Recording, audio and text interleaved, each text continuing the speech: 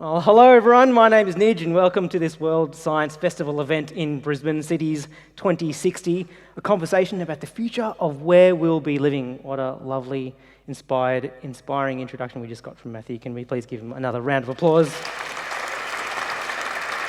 I've got goosebumps, really brilliant. Tonight's conversation is about cities. Quick show of hands here. Who lives in a city? Yeah, I do too. Thank you very much for joining us. We're all eminently qualified to talk about cities tonight. We've got a vested interest in the conversation. Anyone here from the regions outside of Brisbane? Anywhere in a town less than 1 million? Or anyone that's lived in one? A few people here? Yeah, great. You guys have lived in one too. Awesome. Thank you for coming along. Thank you for making the journey, if you did so. Anyone here from a rural property or grew up in one without many neighbours within Kui? A few people here too. Great to have you along too. Our conversations are so much richer when we can have them across backgrounds and experiences, something that it feels like it's becoming harder to do as we go forward. Tonight's conversation is about cities. We're joined by a very experienced panel of scientists, architects, planners, designers, and thinkers, and I can't wait to introduce you to them all. But before I go on, I want to acknowledge also the traditional scientists, architects, planners, designers, thinkers, and owners of this land that we're meeting on, the Turrbal and Jagera nations, and pay my respects to their elders. For Indigenous Australians were the first city inhabitants of this area. For anyone surprised at the use of the word city, I'd really encourage you to read the book Dark Emu by Bruce Pascoe. Truly brilliant. It feels like we're only now just starting to learn from the lessons of that time before 1788, and we look forward to continuing to do so. Thank you for having us. Looking from the past to the present and into the future of cities is what we're exploring today. And where do we take our inspiration from? Our cultural airwaves are filled with speculative fiction, dystopian/utopian dreams, nightmares of what our future might look like. Hunger Games, Blade Runner, Waterworld, Back to the Future, Mad Max, 1984, Brave New World. The pictures aren't pretty, but neither are they always predictive. Humanity kind of seems to muddle through the best and the worst of it, moulded by the technology that's evolving and changing at an ever-fasting rate. But cities are not all technology. They are buildings, roads, schools, hospitals, shops, shared spaces, and perhaps most importantly, places to find community and life and love and work and friendship and connection in this, the 21st century. Where do we want to get to? And what does it mean for Australians, 90% of whom live in cities and towns? What does it mean for the adherence to the permaculture retro-suburbia blueprint of David Holmgren, or folk, making the most of post-COVID flexibility to get out of the cities, the tree changes and the sea changes and the solar punk revolutionaries? There are no easy answers, but perhaps tonight is an opportunity to reimagine our future metropolises.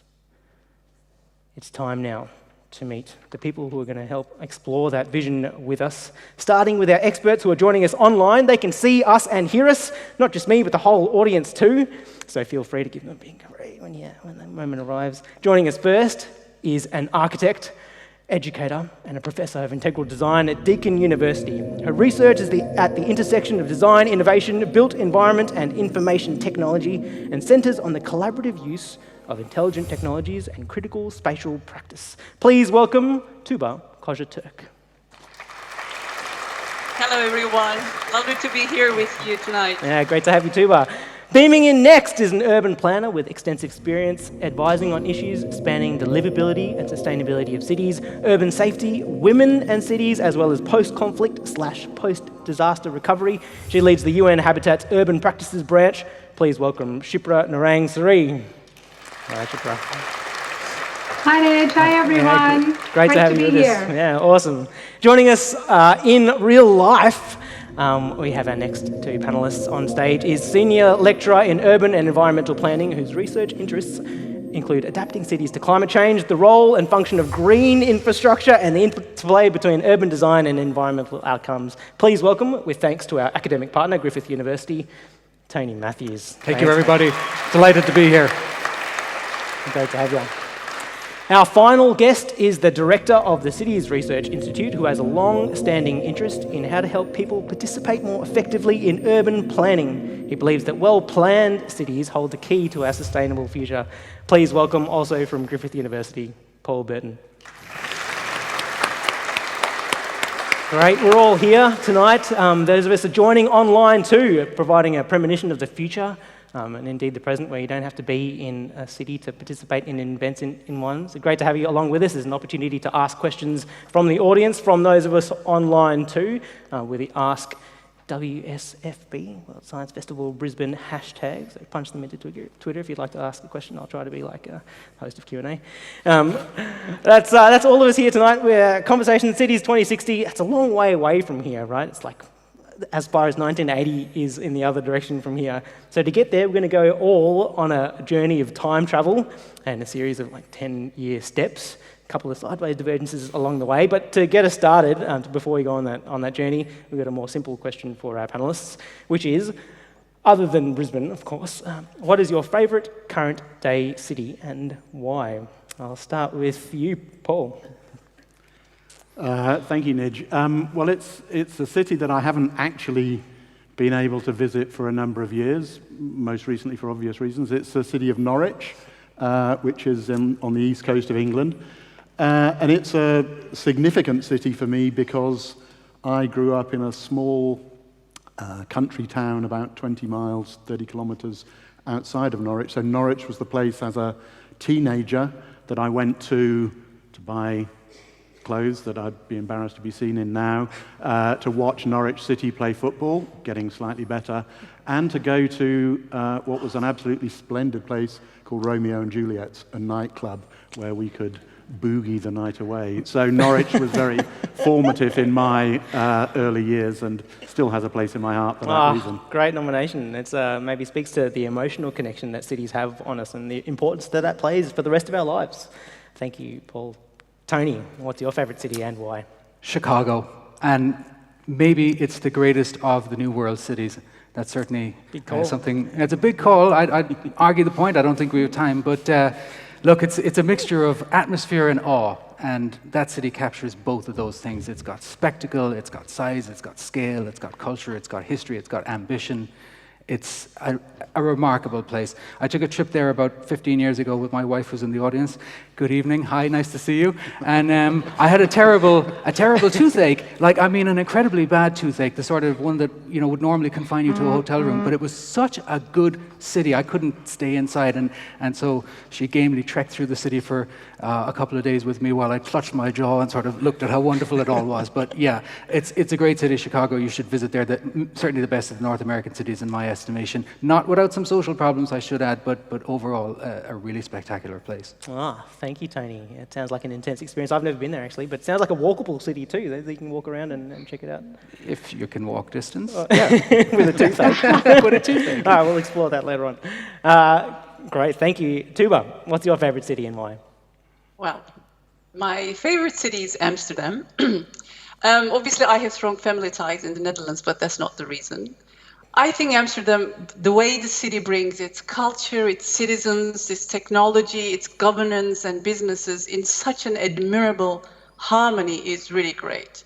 And look, it's also a very resilient city. You know that Amsterdam is 2 meters below sea level, but it's not seen as a problem. Water is seen, on the contrary, as a life giver to the city and gives the ability to produce and transport people and goods.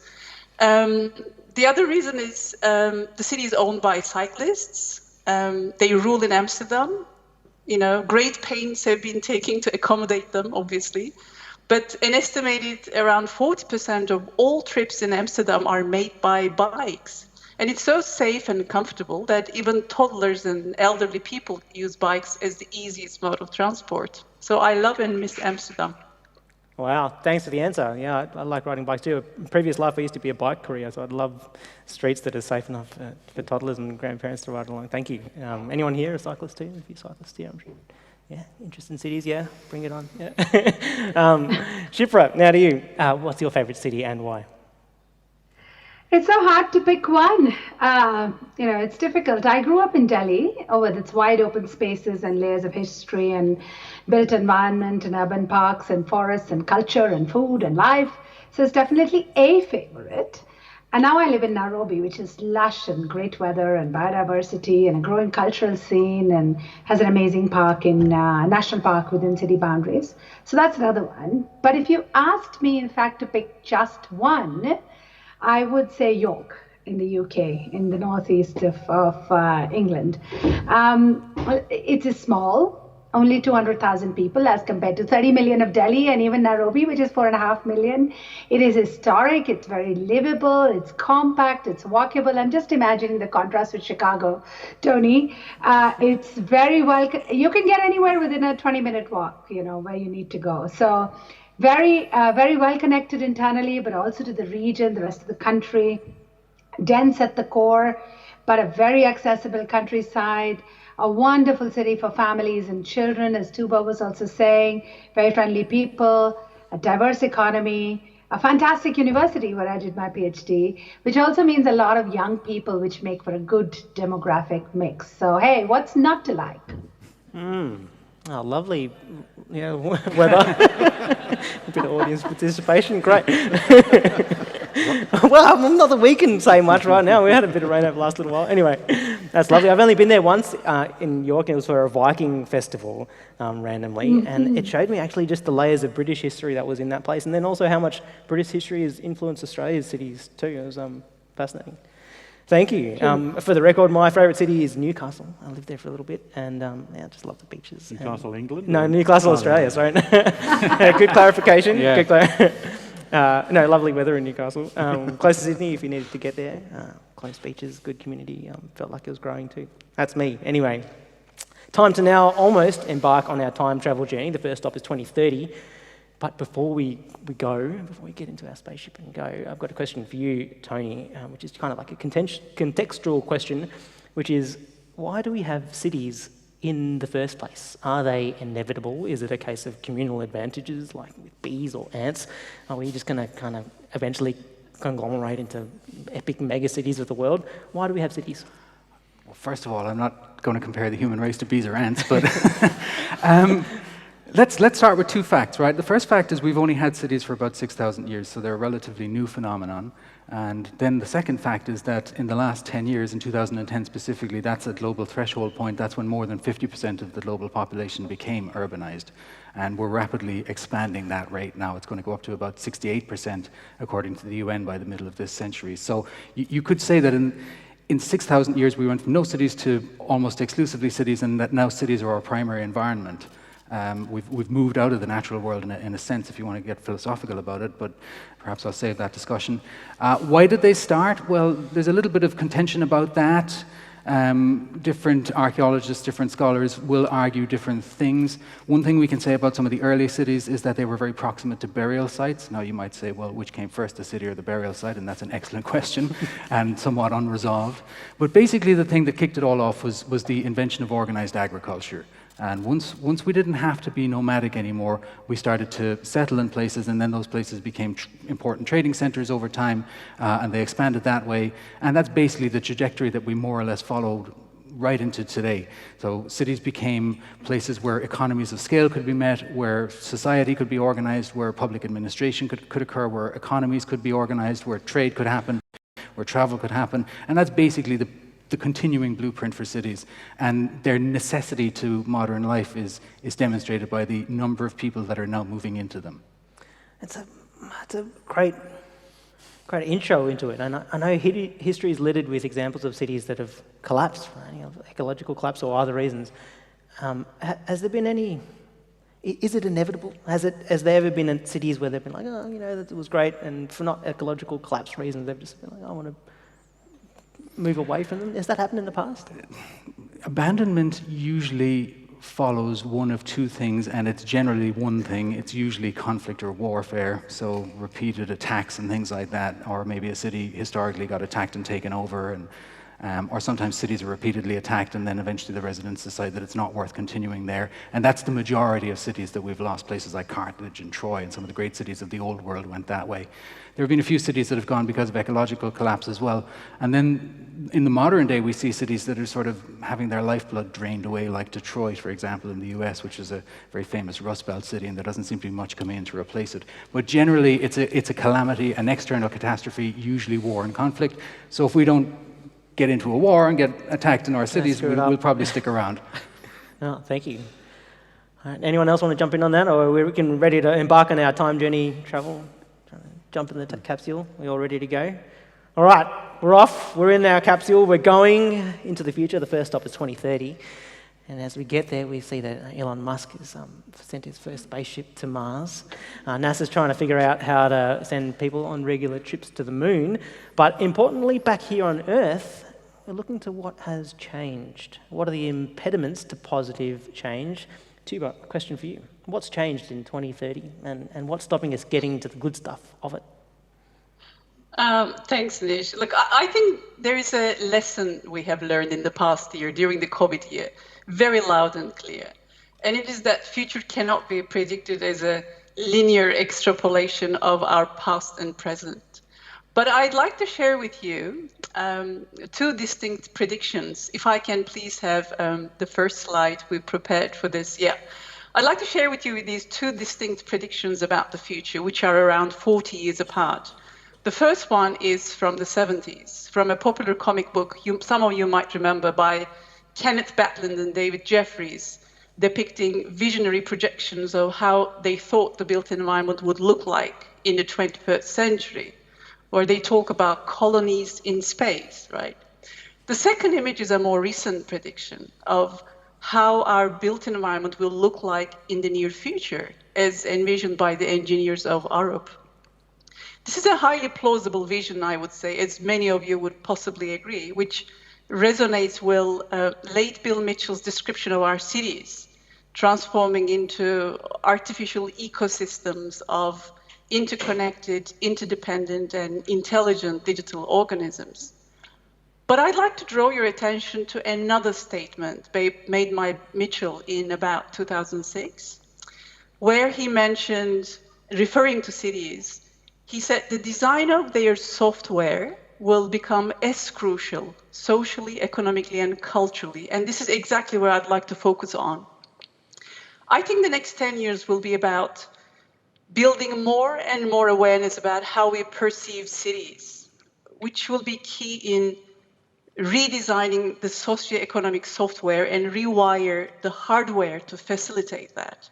I mean, when you think about cities, we all think about problems for good, right? Looking at the statistics, 75% of global resources are consumed in cities, and yet 85% of waste is also produced in them.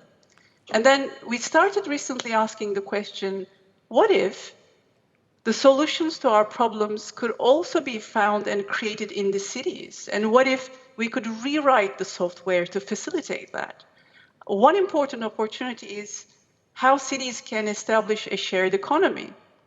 As you might all have been reading, there's a growing awareness around circular economy. We started thinking about all those opportunities to create completely new loops and circulations among citizens in such proximity. And actually, this is already happening in small circles through social media and apps, but I believe in the next 10 years, I can hear it too. It's this 2020 moment, it's 2021. We can't hear you too, but we'll work on the audio in just a tick. We'll come back to that. We'll try to fix that audio, but it's picking up on that. There's a saying amongst gardeners that you plant fruit trees for your children, plant nut trees for your grandchildren, and plant cities for your great-grandchildren. Not plant cities for your great-grandchildren.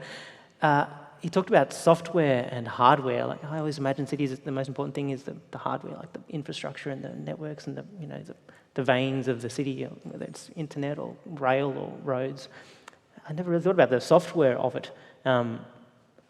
keen to hear your thoughts on that. If we've got your audio there too, or if anyone else wants to jump in on the thoughts of what's that software that we can update as humans? Like our brains are kind of set. We're already using it. Everybody's carrying it around now. We've got everyone that's got a smartphone. You're plugged in whether you want to be or not, and the amount of data that's being harvested from that and the decisions that are made in terms of urban function are quite considerable already, and that's going to get much, much, much more severe and much more invasive if you want to look at it that way. But like a really good example right now is if you're sitting in traffic and you take out, you've got Google Maps running and you can see where the traffic jams are. It's got a red line on the map, and the reason that it can tell you that is because all of the phones that are sitting in cars going nowhere are pinging back to Google or Apple or wherever and saying we're sitting in a car going nowhere, and so the system derives that must mean a traffic jam. And this is the sort of way that we're going. And as more and more of our consumer objects, as more and more of our systems plug into the internet, it's a very steep curve from here. No, thanks, Tony. Tubu, have we got you back online? No audio yet? Still sounds like mate, we set up for the audio for this, and we spent like about 10 minutes, we're like, can you hear me? No, I can't hear. Is it your microphone? And I was like, oh man, this is like our last year, right? But I think we'll get it back on soon. It shouldn't be too long. I'll move on to Paul. Mitch, can I jump in? Oh yeah, sure. Can I jump sure. in on the Yep. software? Yep. Sure. Software's failing us now. No, sorry. No, but I have a different view of the software. I want to build on what Tony said.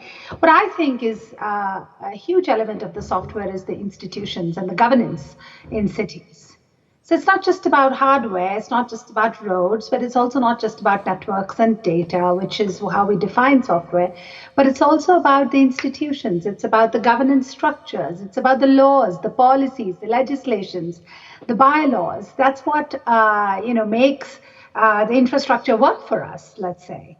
So I think it's very important to remember that we have to go beyond this digital concept of software. No, lovely. That's thank you for that. I feel like our software is kind of defined by the kind of ancestor human brains in the open savanna of Africa. Like go for fruits and run away from lions, and that feels like a much slower thing to change and upgrade and adapt. And how do you change that kind of element of human behaviour and social dialogue and political discourse and political change? And it's a thorny question. I look forward to exploring that a bit more as we go forward. Thanks.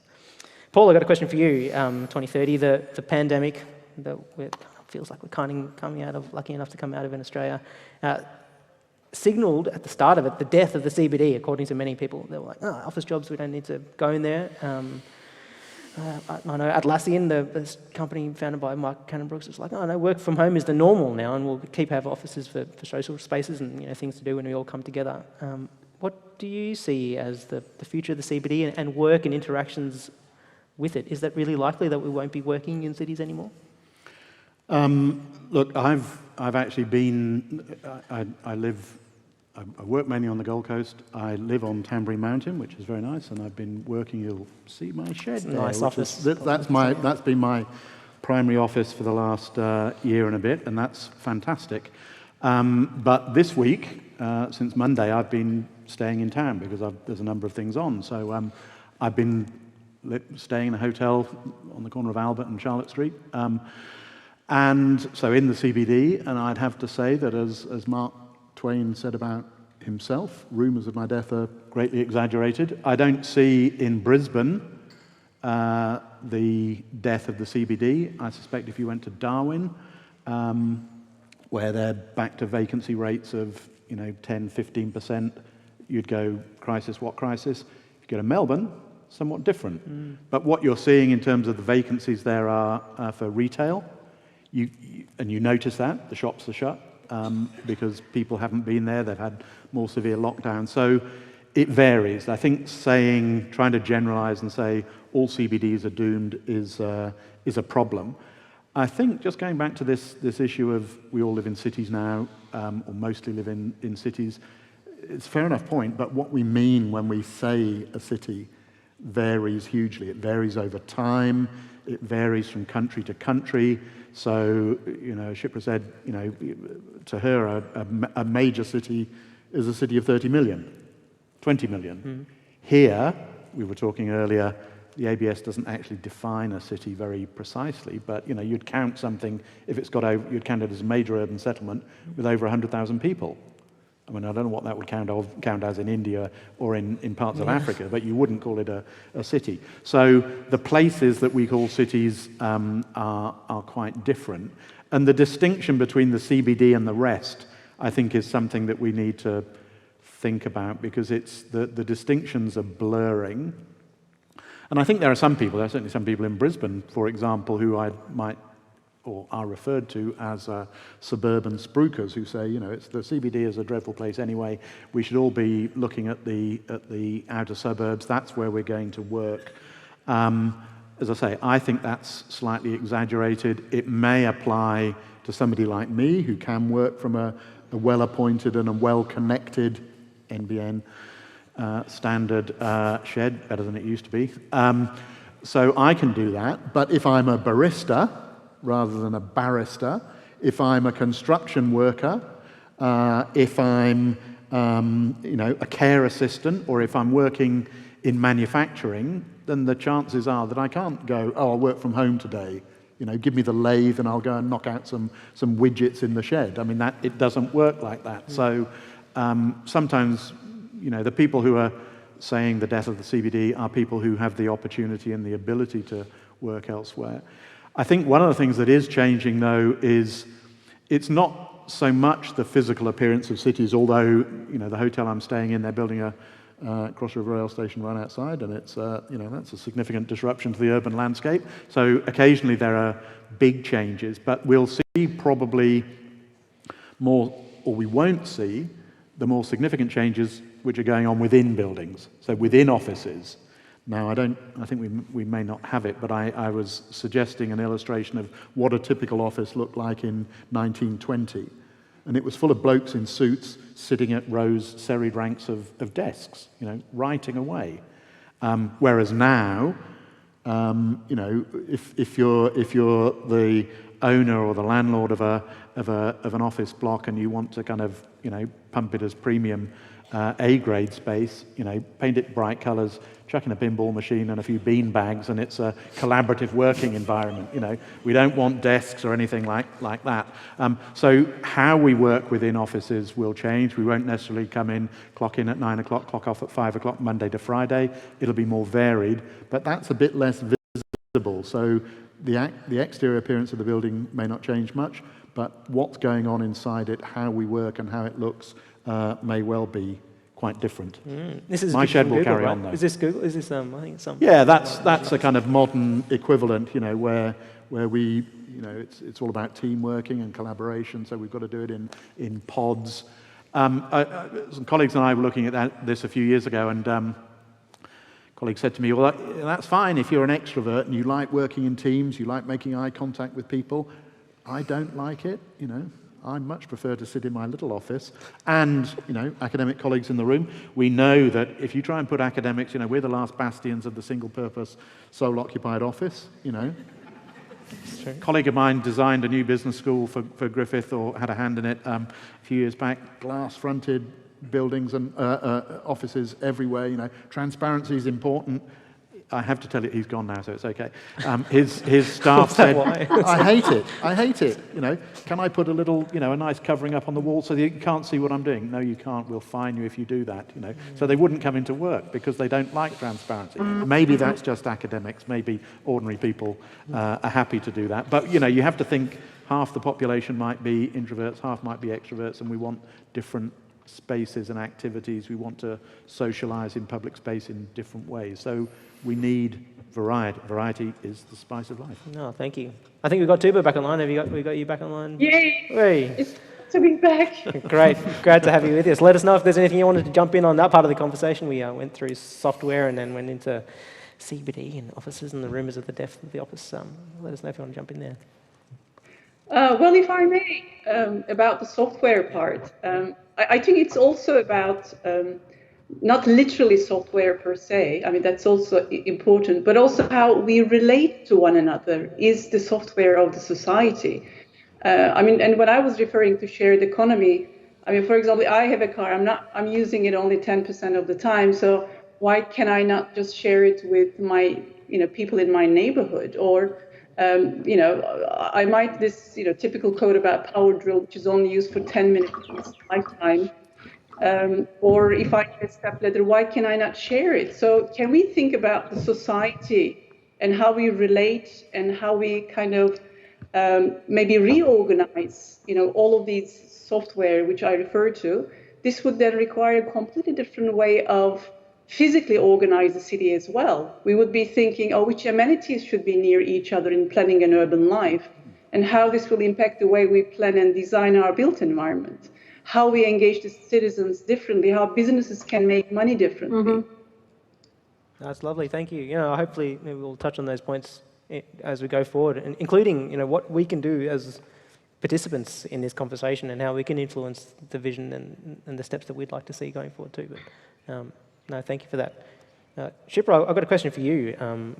I know you're working in Africa at the moment. Can you give us the African perspective? So cities there are in a very different phase of growth and along their life cycle than Australian cities or European cities or other cities in the world. Can you give us some perspectives from places that are at a different stage of their life? Yep, absolutely. Africa is at a different stage, but it's currently the most rapidly urbanizing part of the world.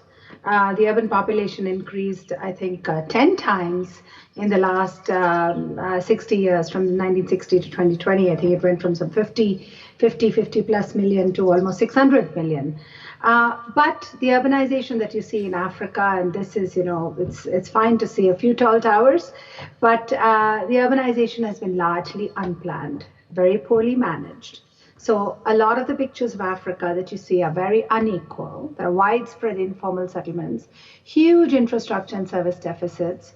And very often in many of the countries you see there is no balanced territorial development. There's one primate city making a very significant contribution to the GDP of the country, while other urban centers are small and nowhere as dynamic. And we see this in Kenya with Nairobi, we see this in Joburg, Cairo, Lagos, etc. And on top of that, about half of Africa's urban population lives in slums or informal settlements, which is about almost 250, 300 million people across the continent. About half of these urban residents, again, have access to basic sanitation. To speak to Paul's point before, the informal sector that employs 71% or 75% of Africans, for a large number of people, CBD is where they earn their daily bread. Work from home is not an option if they want to eat. And frankly, the death of the CBD is not an option for us if we want them to eat. So I think that's something that we must remember. And yet, over the past 2 decades, African economies are growing, poverty is declining, not fast enough. Business environments are improving, foreign direct investment is improving. But yet, forgive me if I don't see Arup's vision becoming reality in Africa just yet. Sorry, Tuba. What I see is really, much more, by 2030, much more simple advancements, if I can say that, in quotes. A stronger territorial approach, so not the reliance on the primate city, but upcoming intermediary cities, urban-rural linkages, which extend the urban advantage beyond the primate city.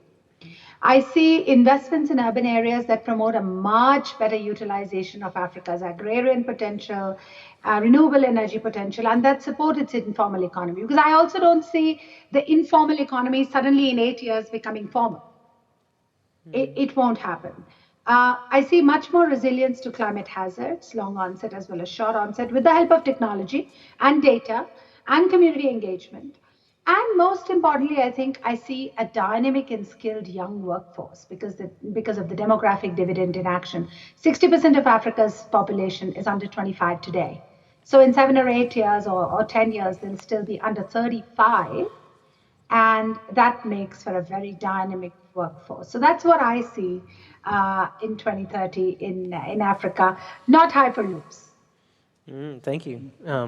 What a different and valuable perspective, I think, and some context that I think just about Australian cities and my own suburb. No, that's really helpful. Thank you. A question, I guess, in this whole conversation is about population, population growth, and how to plan for it appropriately. I know in my suburb in Melbourne, there's lots more people there in West Footscray, and there's a primary school, and they're chucking on demountables to have more school buildings in there, more classrooms, and kind of taking away from the green space. And there's more green space at the nearby dog park, and it's like, well, that seems like not correctly thought about planning, and this is just a small part of it. But then on the other side, somewhere like Canberra, they've, I think, planned for lots more population, but maybe have lost some of the vitality that population density can bring. So the question is, I guess, I'd love to ask, everyone here, how do you plan appropriately for population increase in the city? Anyone want to take that one? Ask all the planners. There's never a perfect plan. And there's never a perfect population projection that you can plan for. But what you plan for is the optimum, and then you let it grow, and then you make sure that your plans are adjustable and dynamic.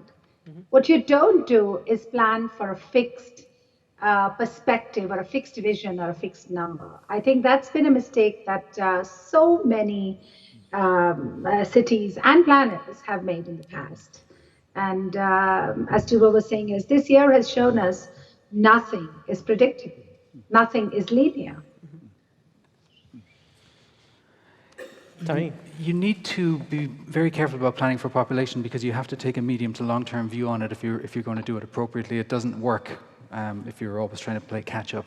But I mean, you could take one very good example, which is what we have here in Southeast Queensland, which is a medium to long-term strategic regional planning system that looks not just at Brisbane, not just at Gold Coast, but actually all the major settlements within Southeast Queensland. And from that then derives, well, what should the footprint of the region be like? Where can we put people? Where are we willing to develop? Where are we not willing to develop? What kind of densities are we looking at? Can we unlock what's called the missing middle and densify the middle ring suburbs? Does all density have to be high-rise? If you take a longer-term view on this, and for example, the Southeast Queensland Regional Plan right now, shaping SEQ as a 50-year perspective, that's really how you do it. That's the kind of approach you need, is long-term, a big vision, and then constant assessment of progress and replanning if necessary. Thank you. So flexibility in our planning approach and being dynamic and nimble enough to adapt to changes. For sure. I think the thing you've got to remember is that, we talk about population projections. A projection is just an assumption of where you're going to get to if a number of assumptions hold. So if we keep breeding at the same rate, if we keep dying at the same rate, if population movements, within and between countries continue at this rate, then this is where we're likely to end up. The trouble is that often we go, that's a target, It's not a target, it's where we will go if these assumptions hold. And I think, one of the things that COVID's taught us is that some of those assumptions can change very rapidly, not of our choosing. Suddenly, we've got no international in-migration anymore. So suddenly the significant driver of population growth in Australia, the tap's been turned off. Now, it could be turned on again slowly over the next few years, but we have to make adjustments and to make sensible presumptions about behavior, because it's not just the absolute number of people, but what's the kind of typical household size going to be? Are we going to live in small two-person households, or are we going to live in large extended families? And therefore, what kind of housing and accommodation do we want? People say, oh, well, Australians don't like apartments, and you go, oh, apartments are an alien concept to us and things like that, and that may be the case, but it may well change over time. So suddenly you go, well, we maybe don't need quite as many 4-bedroom double lock-up houses on the suburban fringe. Maybe we need not necessarily high-rise towers in the city centre, but well-designed medium density stuff in, as Tony said, in the missing middle. So it is absolutely flexibility is the key, and willingness to adapt and to learn from experience and empirical evidence quickly. Thank you. There's so much in there that I would like to unpack, but our time capsule is moving and we've got a few more decades to get through. There's so much more to cover. So I'm going to keep going. Our next stop, everybody, is 2040. And a topic for consideration here is technology and its impacts. 20 years is a long time in the tech world. A smartphone, I don't think it was much around 20 years ago. I think I remember sending my first emails around the year 2000. With such rapid pace of change in the tech world, things become out of date or obsolete. Paul, it's a question for you. So you can upgrade a laptop or a phone or kind of actually the digital software of things, but what to do with a city? How do we retrofit a city to respond to that technology? Are there things that, what can we do? I think one of the problems is trying to anticipate what the technological changes of the medium to long-term future will be. And the one thing we know is that our predictions will be hopeless, and they will be wrong. So we may have a slide somewhere. If you wind the clock back to 1890 and were to go to a city like Paris or London or New York, their biggest problem, and I shall be polite, was the horse poo problem, right? The streets of those cities, because the dominant mode of transport was horse-drawn. You either rode a horse or a horse pulled a carriage that you rode in, or it pulled a cart that you stacked with your goods. So everything went around the city pulled by horses. And we know what horses do, and we know what they leave on the streets. So the streets of Paris and London and New York at the end of the 19th century, in the winter when it was wet, Northern Hemisphere, it was a bit sloppy.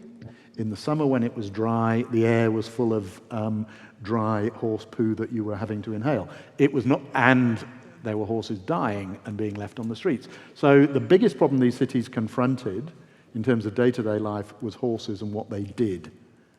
And people, up until, say, the turn of the century, couldn't imagine how they were going to cope with that problem. By 1920, the horse and horse poo problem had gone, because the internal combustion engine came along and we started moving people and goods around the city by cars and trucks and vans and trams. The horse poo problem disappeared. So if we'd have been thoughtful, but not thoughtful about the big challenge, we would, all the effort would have gone in, what do we do with the horse poo? How do we get it? Where do we take it? What do we do with it? And then suddenly the issue's gone. So we have to, again, be flexible. Recognize that technologies evolve, they have their own dynamic, they will affect cities. Cities will adjust more or less slowly to those technologies.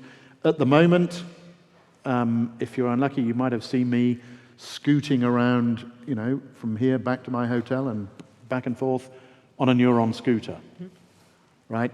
I started that a few weeks ago.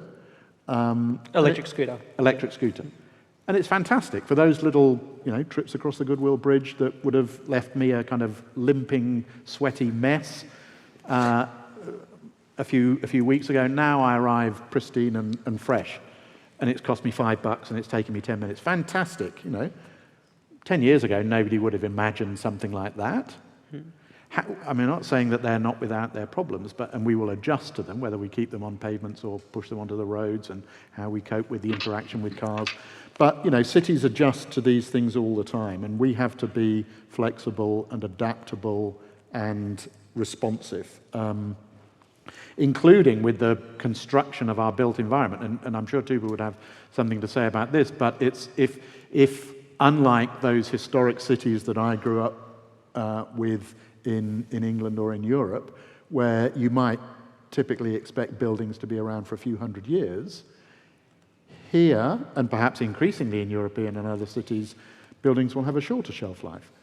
Now that's a problem if you don't anticipate getting rid of them, but if you think, okay, we'll design a big, tall building that will only be there for 25 years, but we'll anticipate its deconstruction and plan that into its design and the materials that we use, so that we know this is recyclable material, we know how to deconstruct it without having to blow it up and give a politician a photo opportunity. We can do it sensibly and thoughtfully, so we can plan for obsolescence without necessarily knowing, what's going to be next, what's going to replace that building. We just know that it won't be around in 20, 25 years' time, and we need to plan for that. So flexibility, adaptability, and learning It is seems the, to be the is the theme. key. No, thank you. I love that photo before of the horses. I think there's something similar around the electric vehicle debate. They show a picture from, I think it's New York, and there's like, they say spot the car, and there's one car and everything else is horses, and then 5 years later, there's one horse and everything else is cars. So maybe the same thing will happen with EVs, I don't know, or who knows what else. And when it happens Flying fast. cars, that's always the, that's the futuristic images one. of the future from the past always have flying cars in them. Yeah, sure. Now, Elon may supply them soon, but I suspect that there'll still be fictitious elements in visions of the future. Yeah, good one.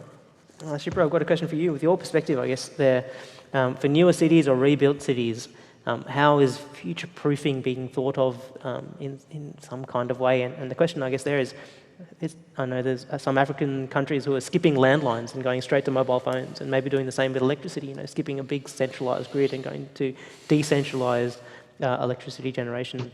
What kind of things are being thought of there in that phase of a city's development to help future-proof them with technology in mind? So I do think in so many ways it's possible to future-proof a city, but it's just not that it's just with technology. As I was saying before, I think a big factor is governance, and Tuba was referring to it as well when she came back online, the software, the networks, the decision-making processes, the trust among actors and stakeholders, genuine participation, transparency. Those are the elements that make our city resilient or future-proof. And good planning plus good implementation is fundamentally reliant on good governance. That said, technology does have a role in all of this and more, of course. It can help us predict and prepare for hazards. It's been doing that in many parts of the world where climate disasters and others are growing and becoming more intense, but also more predictable. There are early warning systems. Technology can help us build better and safer. It can help make public spaces safer, especially for women and girls. Neej, we were talking about this a little bit before the session started. It can help ensure that we don't waste water or electricity, the decentralized grids, that we treat our waste, that we don't generate as much waste that gets into the system, that we create efficient public transport systems, and we recycle our resources. And for a lot of that, we don't even need frontier technology. We just need what we call mundane technology, everyday innovation. No flying cars, for example, Paul, but just a good public transport system that integrates multiple modes, allows your bikes, runs on clean energy, and is calibrated to the ebbs and flows of daily city life. Or a good multi-use public space that can accommodate runoff when there is an unseasonal storm, but can be a playground for children or an urban agriculture site at other times. But this is why I feel like I have this is not the platform to say it probably. I have a fundamental issue. Go for it. We're here. I have a fundamental issue with the so-called smart city discourse. A lot of the discourse of the last decade has focused on technology for technology's sake, smart cities for their own sake, the same image of smart cities, a kind of egoistical enterprise. A utopian tech-driven world, which is actually completely unreal. Everything just happens on its own. People float somewhere in the ether, which actually has no understanding of what makes cities tick, or what human beings of different shades and shapes and sizes and genders and ages want or need, right? So, but I'm happy to see that vision fading. I don't know if you saw, but just this week there was an article describing how Toronto has rejected a Google and Sidewalk Labs-driven smart city proposal for its waterfront in favor of a much more people-centered approach, focusing on affordability, sustainability, environmental-friendly design. People really saw the darker side of technology, which includes thousands of cameras monitoring the streets, harvesting data, as Tony was saying in the beginning, algorithms making decisions for us, and they've rejected that model. So future-proofing a city is really something that we should be cautious about, one type of future-proofing. Thinking about technology that will future-proof. No, it's really much bigger and much broader and much more human-centered. Resilience is much more human-centered than that. Thank you, Shipra. Tuba, did you have something to jump in there? Absolutely. And I mean, this is an area that's very dear to my heart. And look, I kind of agree and disagree. Yes, technology is not the answer to all of our problems, But at the same time, it is not about technology per se. It's about how we frame our questions. There's a great quote from Cedric Price where he said in the 70s already, technology is the answer, but what was the question, right? And I think I'm also happy that there's a growing awareness that design is gaining importance as a connector, as a something that will link technological innovation with social innovation and creates meaning and brings meaning to our technological innovation. And when we look at how we messed up our world a little bit in most of the 20th century, I'm showing this comparative diagram of how we approach and use technology, which ended up messing the planet, and how things are slowly changing, and which I think we have reason to be a bit more optimistic. So when we look at how we looked at innovation in most of the 20th century, we see that we had a very product-centric approach, right? So we built our entire industry sectors, disciplinary knowledge, workflows, educational systems based on this rather compartmentalized and product-centric understanding, right? But today, this is changing slightly. We are reframing our problems. Still, technology is there, but we are looking at technology from a different perspective, from a more systemic perspective. I think a great example would be looking at an iPhone or any smartphone. Here, we don't frame the problem as a telephone, but we started framing it as a mobile communication device connected to other devices, triggering services and new business models. So we are designing not things, but we are designing for and within a system. And I think this is going to create the real and transformative change, including cities. And when you look at what's been going on in autonomous and electric car sector, they are not just cars. We are designing cars as urban mobility devices, connecting to their environment, to their users. And I think that will bring innovation, not just building things. That would be my perspective. And as an architect, I am hoping that we're not going to be building just buildings, but we're going to be able to connect those buildings and connect their resources. And as Paul said, we're not going to be dealing with what is going to be with an individual building alone, but with a group of those buildings, whether I can use the resources of another building, whether I can transform this building into another use. So we will maybe start in 2040, maybe this is wishful thinking, by thinking the overall system rather than buildings individually. Well, thank you. And the technology that we'll see that will facilitate that too, or what is that really? Is that AI, or is that kind of software lens, or what are there products that are still relevant in that picture, or is it more the other side of things? I mean, there are a lot of developments at the moment around ambient intelligence. If I may very briefly explain, so AI will keep growing, I think. I mean, there's no stopping intelligence and computation, but I think it's going to slowly be hidden behind. It was right at our face for a very long time, but we see now that this is going a little bit in the background, and the humans are coming to the center a little bit more. And I think this is what Industry 5.0 is going to be about. Everybody is predicting the humans will come to the center, and that will mean we will use intelligence or artificial intelligence embedded into our environment. We're not going to be directly touching the computers, but they will allow us to meaningfully interact with our environment. And this is probably what I would like to see. Oh, thank you. A counterpoint to the questions about technology and the human side of the question too is green spaces, Tony, and I know that's something that you're researching too. So what do you reckon about green spaces in the future as we go forward? It's an emerging narrative of the solar punk kind of movement, is that reclaiming the space for greenness in our urban environments. Often as cities grow, the green space shrinks. How do we reclaim it? Do we need it? How much do we need?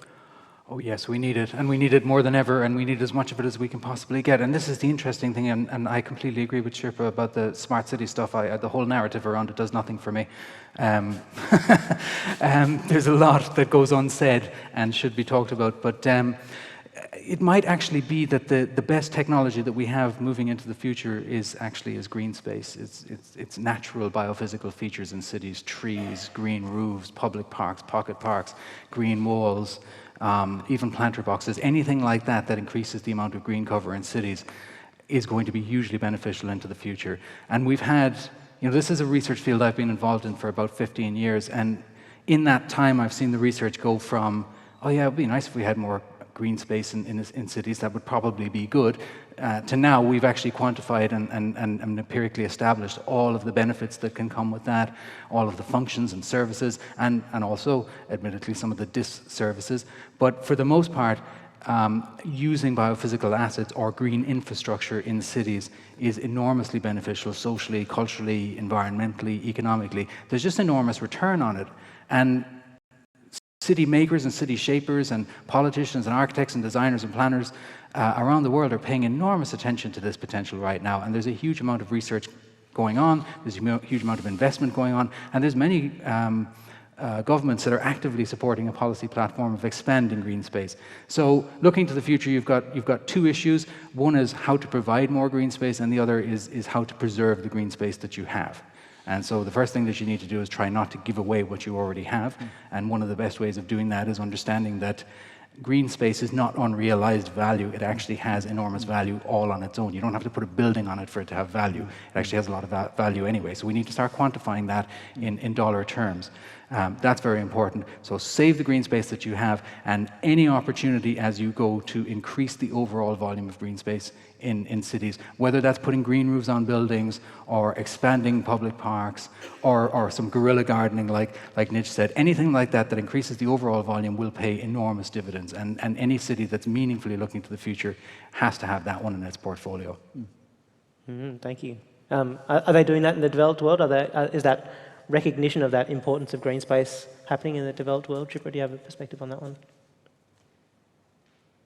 I think it's happening everywhere. Absolutely. I think, as you were saying, I think we're looking at newer ways of greening our urban environment, small pocket handkerchief, sort of backyards, central verges, vertical gardens.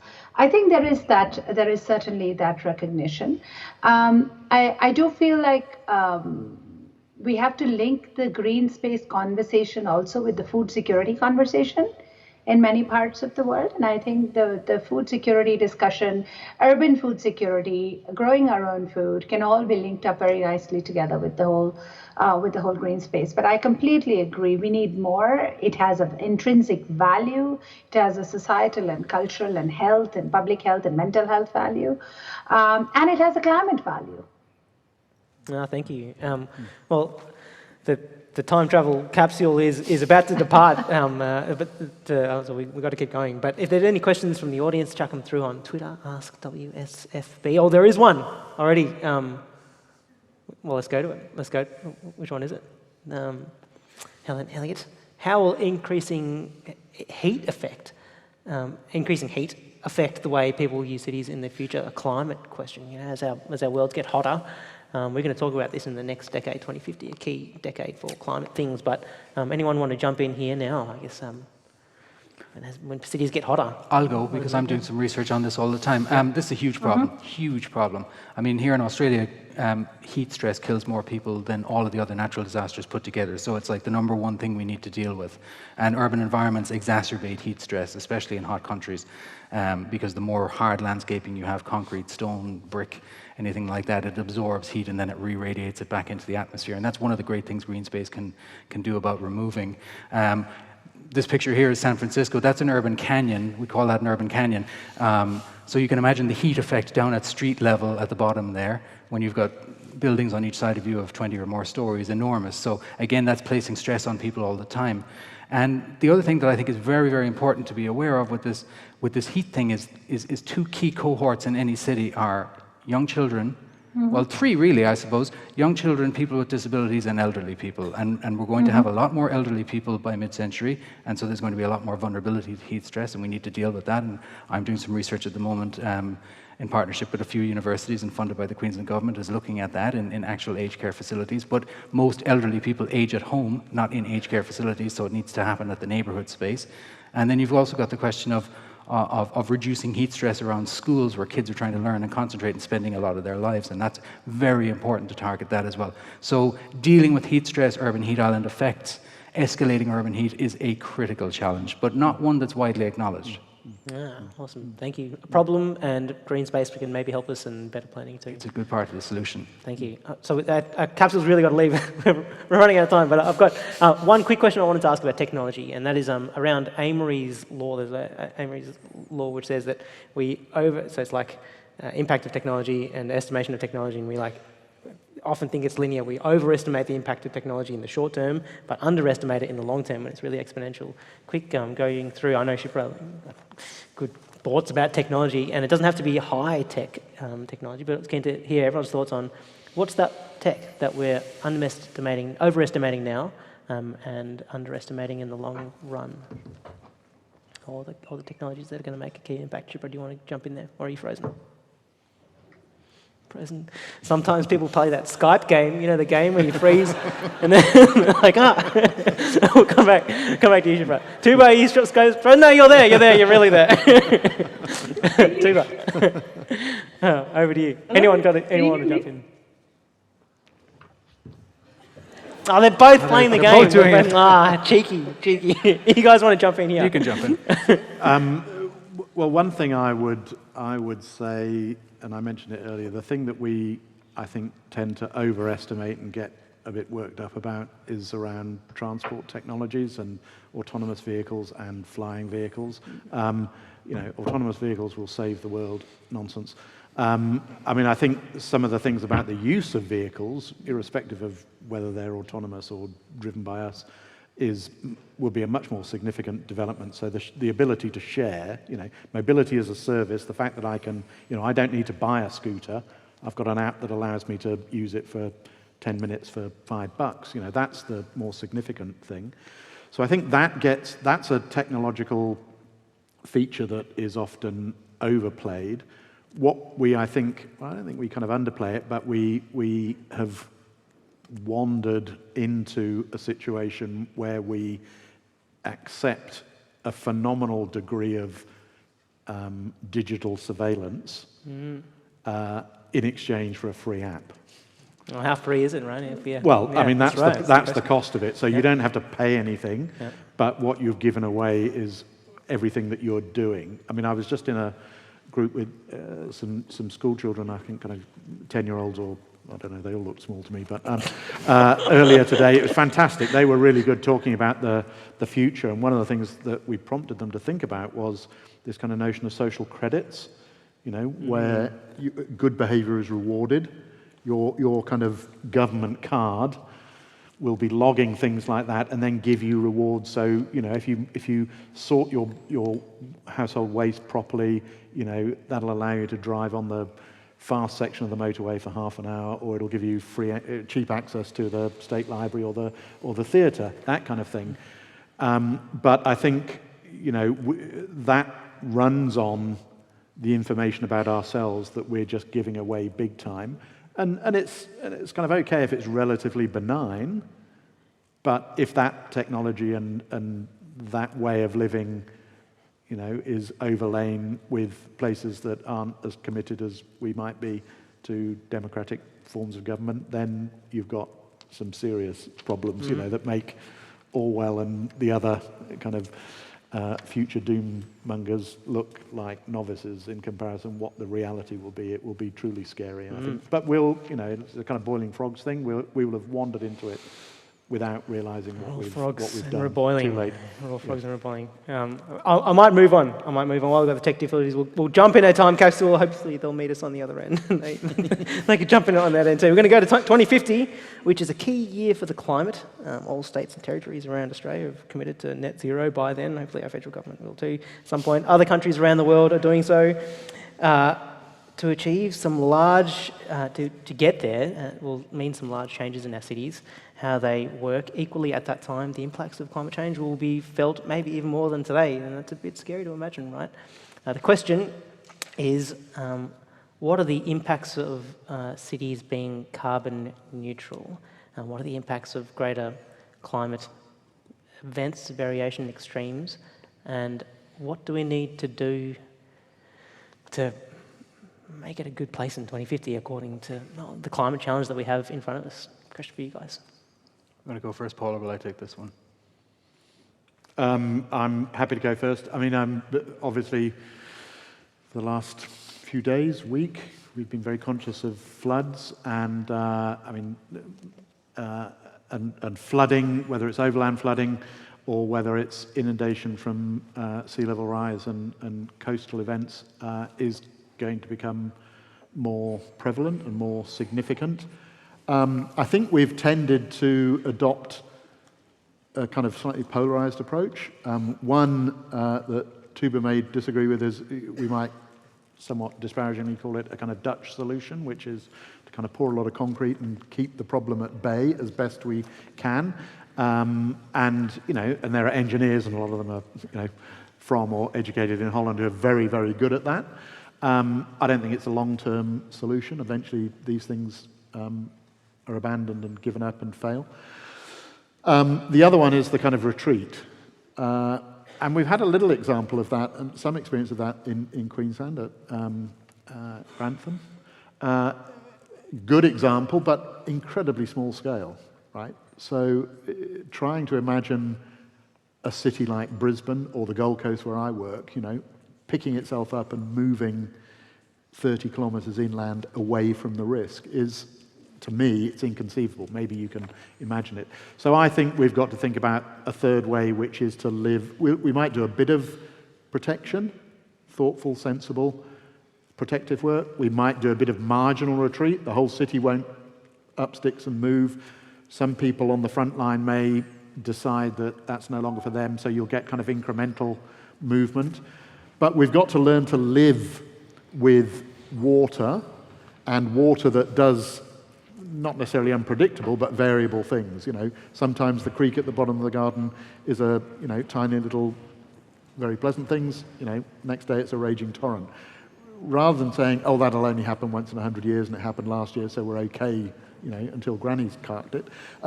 We need to go, well, actually, it's just a 1 in 100 probability, and it may well happen tomorrow. So we've got to plan more to design and build our cities so that they can withstand some of those events, in my view. That still might mean that there would be some places where you go, I don't care how good your design is, you can put in water protective features in the basement and the ground floor of your apartment, but actually you probably don't want to be here in the first place, It's called a floodplain for a reason. That's not just a name we made up, it's because it floods, If you're happy to have, and people who haven't experienced it, think that the flood waters that's going to come through is a bit like their swimming pool water. And you go, no, it's not going to be like that. It's going to be a little bit browner, a little bit smellier. It's going to be full of all kinds of debris.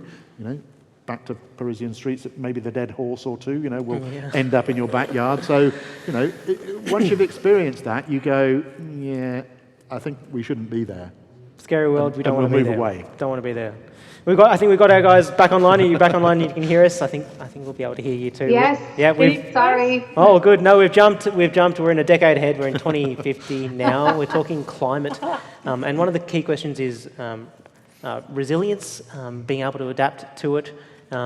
What do we need to do now to prepare ourselves for that climate future, both to kind of mitigate the effects of it and also to prepare for it? I'll throw that over to you, Shipra, and see if you wanted to go first on that. So I got the last part of what you were just saying, Paul, on the importance of adaptation and preparing. But let me go to the question of mitigation and cities becoming what is called zero carbon. Basically that means that our emissions are dramatically reduced, and any emissions that we do make are offset, and therefore we neutralize the environmental impact of a city, and we slow climate change. This is absolutely imperative. But a lot of people don't ask this question. So what does it mean to become carbon neutral? And how do cities do that? And fundamentally, it means that we take a hard look at the sectors which generate maximum emissions. Transport, buildings, energy, and waste. So transport, we talk about the framework of avoid travel as much as you can. We're talking about work from home. We're talking about compact cities. We're talking about shortening distances. We then talk about shift. So shift from private car use to public transport, to non-motorized transport, to walking, biking, etc. And then improve, which is improve the technology that is deployed in order to cut emissions. Buildings, all new buildings would have to be net zero. Basically, the choice of materials, processes, energy efficiency. Eventually, all old buildings would also have to be retrofitted.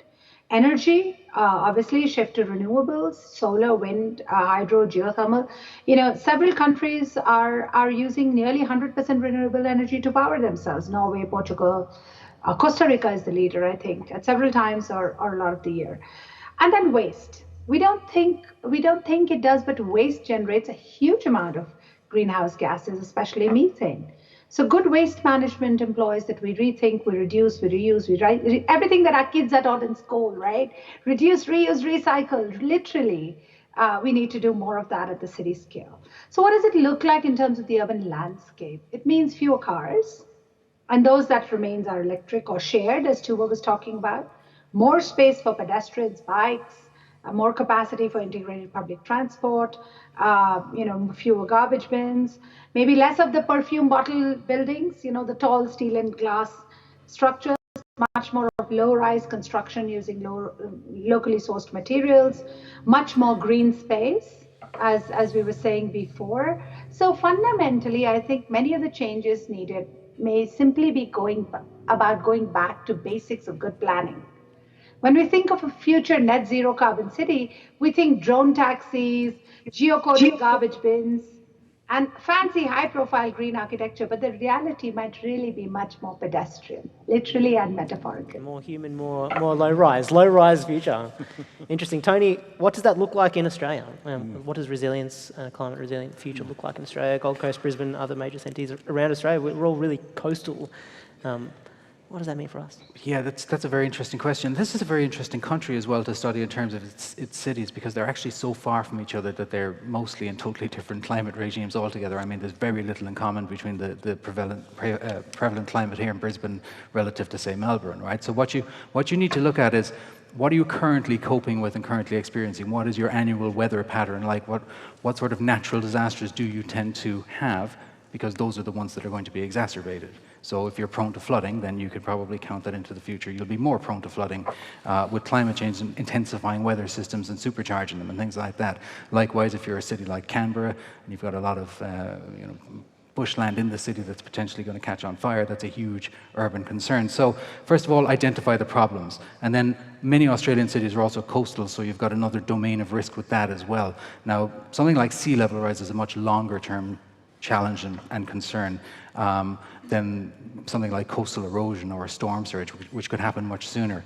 So Australian cities have been doing very well by and large in terms of adapting to climate change. They've been slightly more sluggish in terms of contributing to a move towards net zero and less carbon. They're doing better than they were, but what we're seeing in this country is a very sophisticated appraisal of the particular risk factors that present themselves for different cities and settlements, and an effort then to address those locally by adapting in some way, whether it's through flood defences, coastal fortification, the use of green infrastructure, not developing on floodplains or turning floodplains over to things like public parks and sporting fields, so it doesn't really matter if they go underwater. That's the kind of thing that Australian cities are doing, and it's a little bit fine-grained. You have to sort of play around a little bit with it. But if you get it right, there can be some great results, and you can save yourself a lot of hardship and a lot of damage. And that's the whole idea between, around resilience is that, as quickly as possible after an event, you want to get back to normal.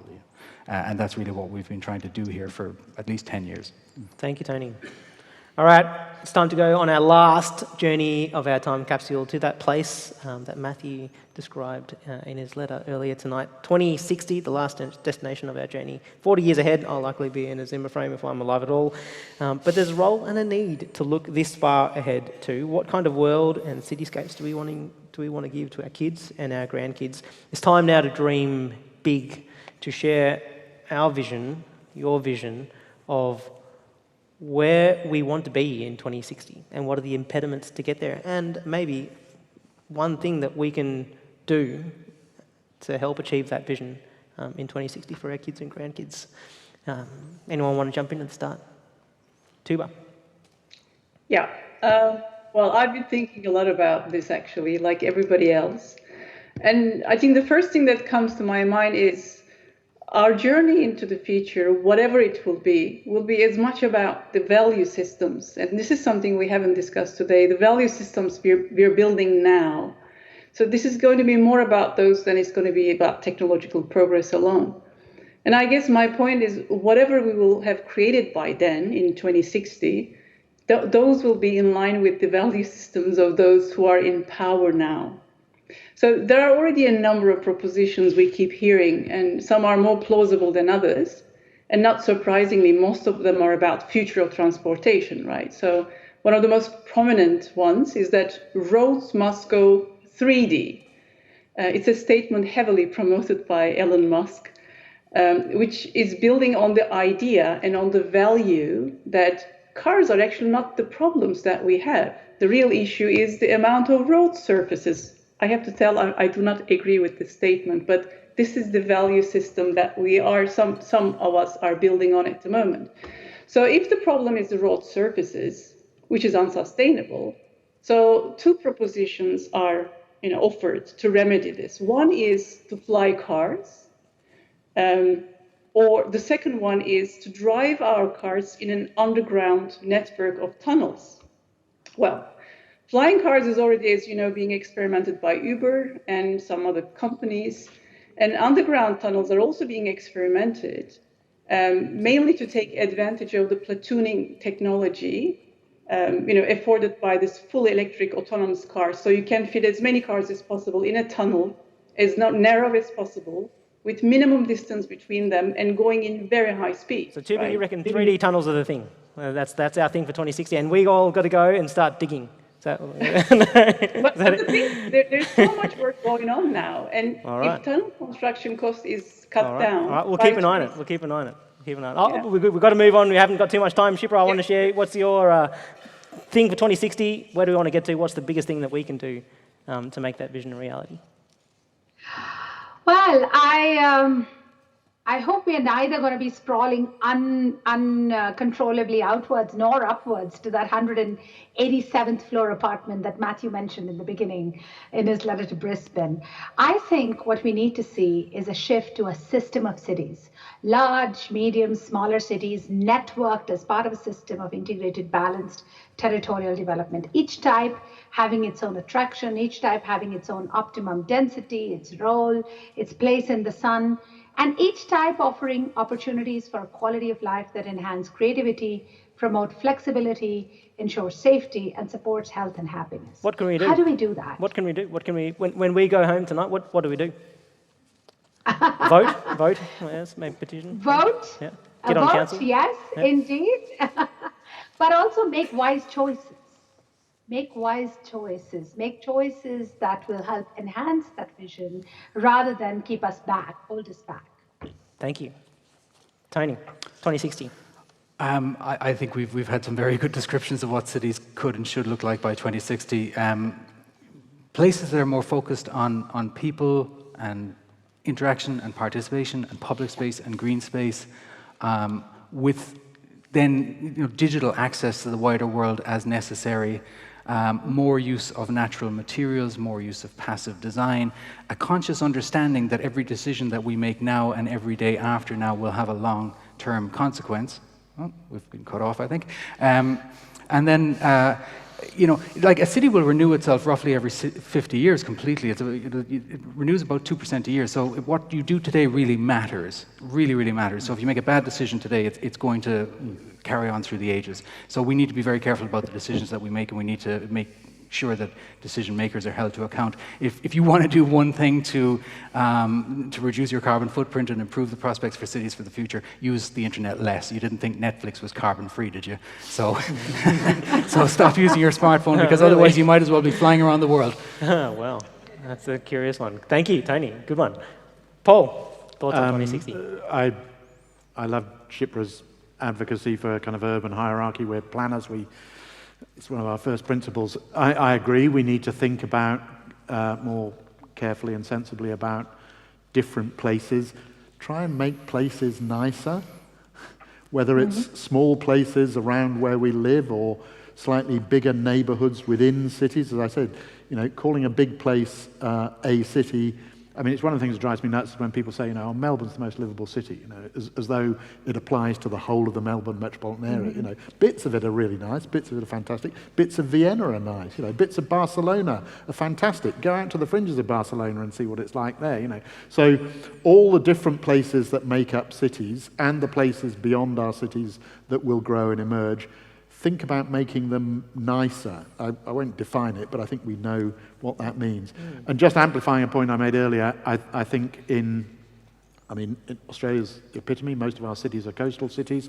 We're going to have to learn to live more with water. So I think, following a colleague of mine, Professor Jörg Baumeister, Professor of Architecture at Griffith, a colleague of mine in the Cities Research Institute, doing some really interesting work on sea cities, which are about learning to love and to live with water in a more imaginative way, whether that's kind of tethered settlements or floating, movable settlements that have to, because of where they are and what they're on, have to be more conscious of being self-sufficient. So being more self-sufficient wherever we are, thinking about making places nicer, is what gives me hope for the future. Well, make our places nicer. Thank you, Paul. Well, everyone, that is all that we have time for tonight. We've heard about planning and technology and resilience and 3D roads and dynamism and making places nicer and not using Netflix, and all the things that we can do to help our vision become a reality. As we all make our ways home tonight, whether it's in the city of Brisbane or out of it, for all of us who are online too, or for all the cities that we travel through in the future, buckle your seatbelts, because we are witnessing a wild ride of humanity through uncharted territory. It's a privilege to explore these futures with you tonight here and online, and privilege to have been guided through them by our brilliant panellists. Tuba Koja-Turk, Shipra Narang Sari, Tony Matthews, Paul Burton. Can you please all join with me in giving them a massive round of applause, and to yourselves too, for being a wonderful audience. I'm Neeraj Lal. It's been a pleasure. Have a great rest of the night. Catch you later. Alrighty. Thank you.